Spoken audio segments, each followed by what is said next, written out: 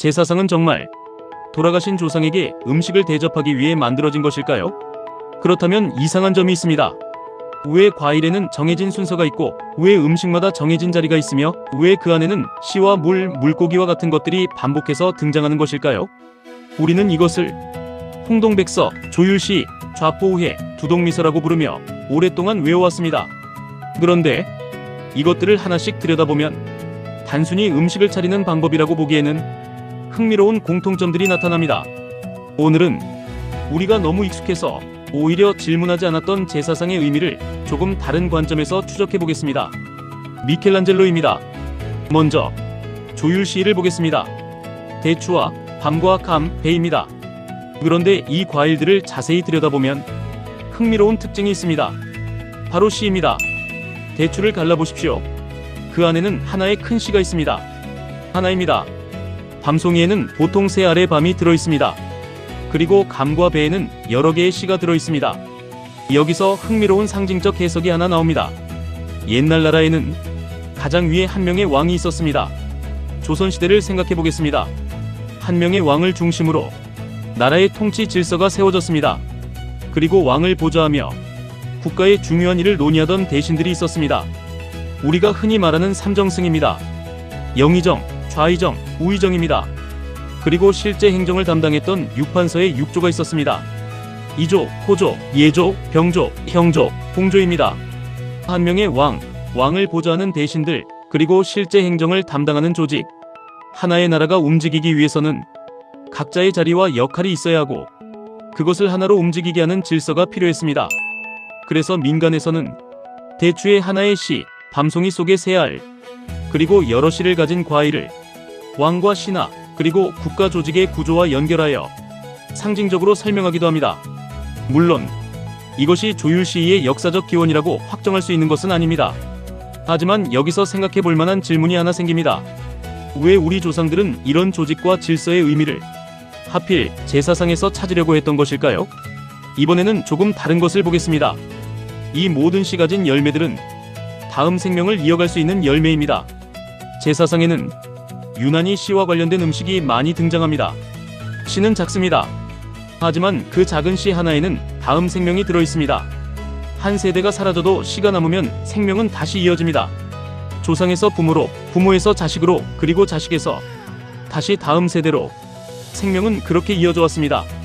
그런데 흥미롭게도 성경의 첫 번째 책 창세기에서도 식물을 창조하는 장면에서 씨가 반복해서 등장합니다. 씨 맺는 채소와 씨 가진 열매 맺는 나무입니다.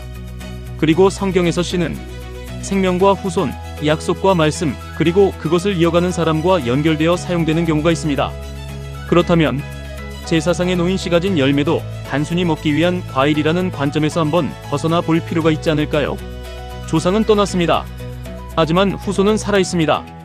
한 세대가 지나가고 또 한 세대가 지나가도 생명은 계속 이어집니다. 어쩌면 제사상의 씨 가진 열매에는 생명이 끊어지지 않고 계속 이어지기를 바라는 후손들의 소망도 담겨 있었던 것은 아닐까요? 제사상에는 또 하나 흥미로운 음식이 있습니다. 식혜입니다. 좌포우회라는 말을 들어보셨을 것입니다. 포는 왼쪽, 식혜는 오른쪽이라는 뜻입니다. 그런데 저는 식혜의 위치보다 식혜 그 자체를 한번 바라보고 싶습니다. 식혜 안에는 밥알이 있습니다. 밥알은 쌀입니다. 그리고 쌀은 씨입니다. 그러고 보면 제사상의 씨는 과일에만 있었던 것이 아닙니다. 식혜 속에도 씨가 있었던 것입니다. 그런데 이번에는 모습이 다릅니다. 씨가 물과 함께 있습니다. 왜일까요? 그냥 식혜이기 때문이라고 생각할 수도 있습니다. 하지만 상징이라는 관점에서 바라보면 또 다른 질문을 던져볼 수 있습니다. 성경에서 물은 항상 한 가지 의미로만 사용되지 않습니다. 어떤 장면에서는 생명과 연결되고 어떤 장면에서는 말씀과 연결됩니다. 그리고 요한계시록에서는 많은 물을 백성과 무리와 열국과 방언이라고 직접 설명하기도 합니다. 그렇다면 많은 물을 사람들로 보고 그 가운데 있는 씨를 말씀과 생명을 가진 사람으로 바라본다면 어떻게 될까요? 물 가운데 씨가 있습니다. 수많은 사람 가운데 어떤 사람들이 있습니다. 성경에는 사람들 가운데서 구속받아 하나님께 속한 사람들이 등장하기도 합니다. 그렇다면 제사상의 식혜를 바라보면서 수많은 사람들 가운데서 하늘의 뜻을 알고 그 뜻을 이루어갈 사람들이 나타나는 모습을 상징적으로 생각해 볼 수도 있지 않을까요? 다시 말씀드리지만 이것이 식혜의 역사적 기원이라고 주장하는 것은 아닙니다. 저는 지금 우리 전통 문화의 상징과 성경에 등장하는 상징을 서로 비교해보고 있는 것입니다. 그런데 이렇게 비교하기 시작하면 제사상이 조금씩 다르게 보이기 시작합니다. 제사상을 조금 멀리서 바라보겠습니다. 물고기가 있습니다. 씨 가진 열매가 있습니다. 물이 있습니다. 그 물 가운데 씨가 있습니다. 그리고 이 모든 음식에는 정해진 자리와 질서가 있습니다. 만약 이것들이 단순한 음식이 아니라 사람을 상징한다고 생각해보면 제사상의 모습은 완전히 달라집니다. 한 사람만 있는 것이 아닙니다. 여러 사람이 있습니다. 그리고 그 사람들에게는 각자의 자리가 있습니다.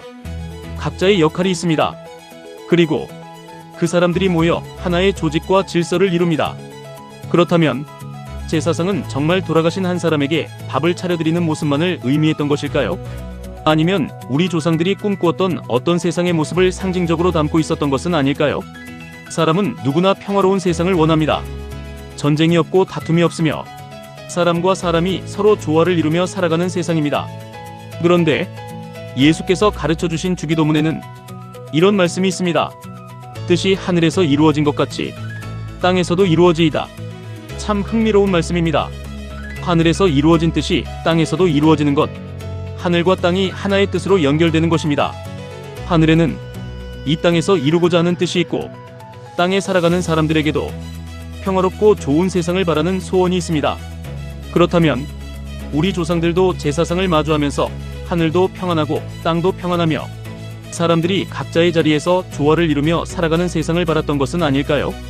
하늘과 땅이 서로 단절되어 있는 것이 아니라 하나의 뜻으로 연결되고 사람과 사람이 서로 싸우는 것이 아니라 하나의 질서 안에서 평화를 이루는 세상. 어쩌면 제사상에는 그런 오래된 인간의 소원이 담겨 있었던 것은 아닐까요? 그런데 여기서 저는 또 하나의 의문을 갖게 됩니다. 만약 제사상에 담긴 것이 생명과 사람, 질서와 평화, 그리고 하늘과 땅이 연결되기를 바라는 소원이라면 이 모든 것이 이미 세상을 떠난 조상과는 도대체 무슨 관계가 있는 것일까요? 왜 살아있는 후손들이 돌아가신 조상의 이름을 모시고 그 앞에서 이러한 의식을 행했던 것일까요? 단순히 돌아가신 분을 기억하기 위한 것일까요? 아니면 죽은 자와 산 자, 조상과 후손이 서로 완전히 단절된 존재가 아니라는 어떤 오래된 생각이 그 안에 담겨 있었던 것일까요? 그리고 여기까지 생각하면 피할 수 없는 질문이 하나 남습니다. 기독교에서는 우상에게 절하지 말라고 가르칩니다.